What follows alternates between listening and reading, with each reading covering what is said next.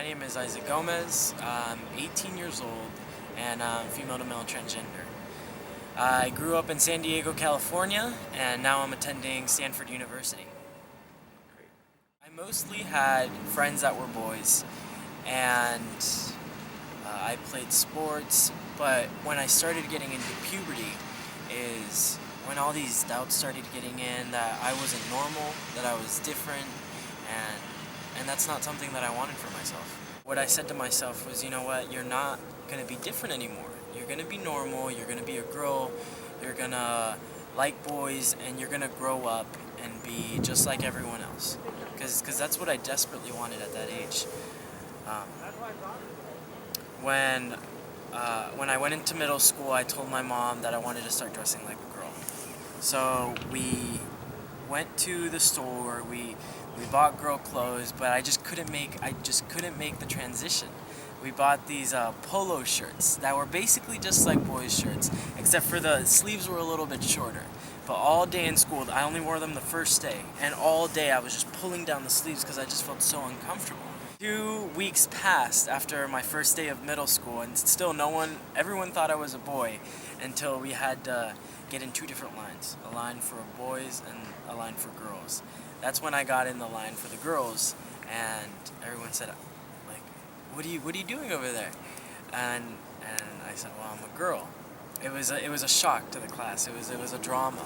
Those situations were the things that hurt me the most, because just having everyone see me as a boy, even though I didn't outright say it, was those moments of glory for me. Were just the best moments I could have when someone confused me for a boy.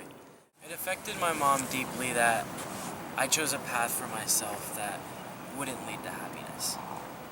I expressed to her how I felt, but still saying that I didn't want to be who I was because of what other people thought, I think was the hardest part for her to hear. She is a very resourceful woman. So she was already going to PFLAG meetings, parents and friends of lesbians and gays, and bringing me all this information and telling me, you can be normal, there's so many people out there that live a great life. She kept on telling me that I could be whoever I was, whoever I wanted to be, and still be normal. And I've always had this trust in my mother. So when she would tell me that, I would believe her, and I would open up and say, you know what, Mom, I do. I feel like a boy. But there's no way I can change that. And then one day she took me to the center, the LGBT center in San Diego, and she introduced me to a man named Connor. And he's a trans man. I think after meeting Connor was when I made that kind of psychological shift in my mind that I can be normal, I can make a transition into the body that I want to be, so that my body can correspond with my mind and not be different, just go on living my life. My dad is one of the most loyal and trustworthy and supportive and simple people I know. When I say my mom supported me, she did support me, but she did have doubts. She did always doubt, is this the right thing to do?